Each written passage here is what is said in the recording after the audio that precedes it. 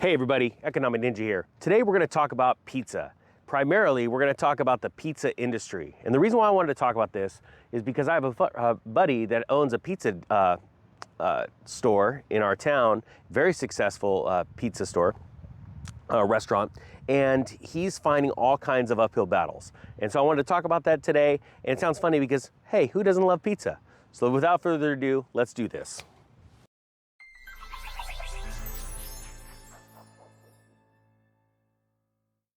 All right, everybody, I'm back. I got my notes with me.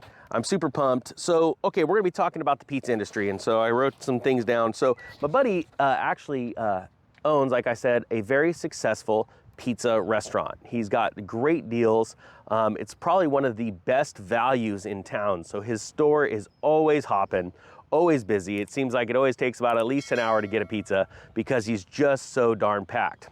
Well, a couple things that are interesting is, obviously, he's having an issue finding certain supplies, things from boxes to utensils, things like that. And then I was asking him about the cost of goods. Like, you know, are there shortages on food? And he said, well, obviously we went through the chicken wing epidemic and we had a shortage of chicken wings.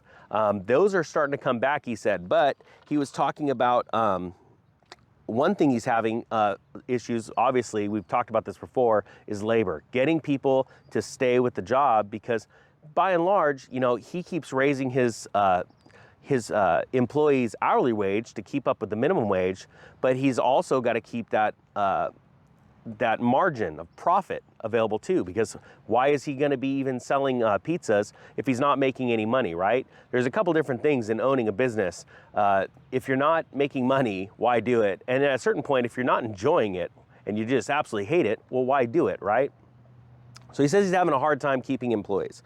Another thing that's very interesting is he's saying that he's having an issue with the price rises. He just had to raise his price a couple of dollars. He said the backlash he got was intense.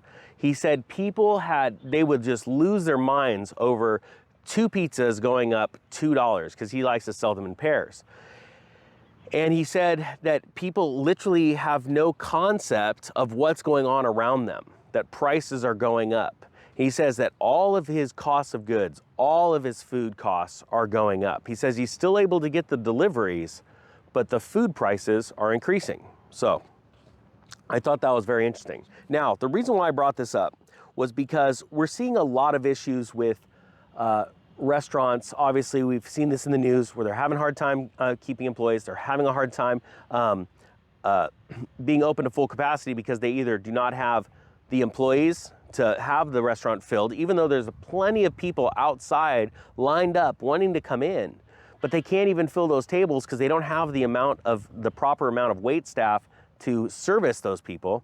But then they also are running out of food left and right, where like one ingredient can go up. Now, I talked to a friend of mine that owns a sushi restaurant in town, and he says that the cost of sugar for him has gone up 300%.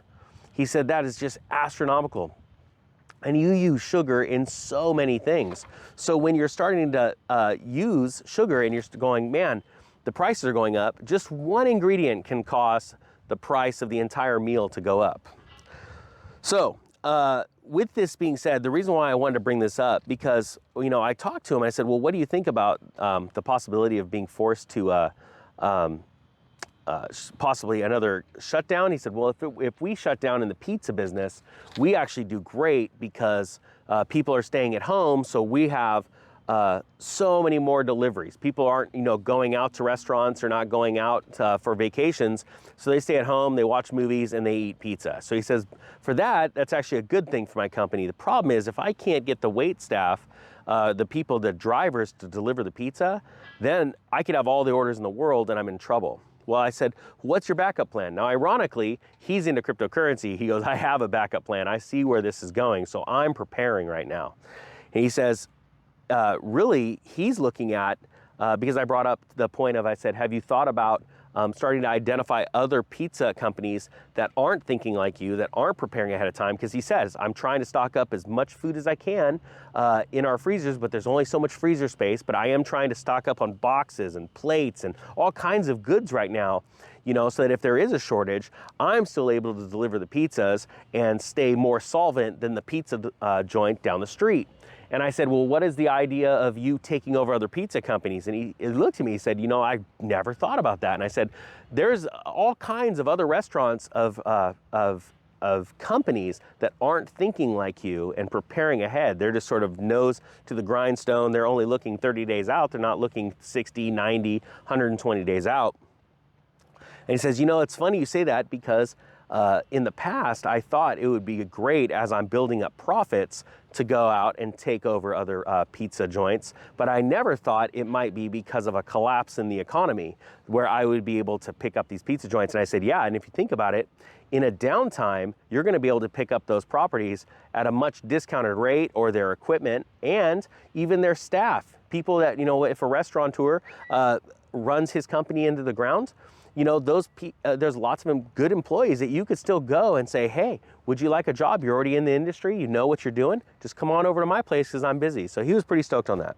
So anyway, I just wanted to sort of throw this out there because there's some people that I know that subscribe to this channel that own restaurants, and I wanted you to think even more larger than a large pizza. Let's go extra large with our thoughts in, you know, not only preparedness for your company and for your employees, but also how to take advantage of the people that aren't paying attention. That's what we want to warn everybody we can, but quite frankly, not everybody's going to listen. So I hope you guys got something out of this. With that being said, Economic Ninja is out.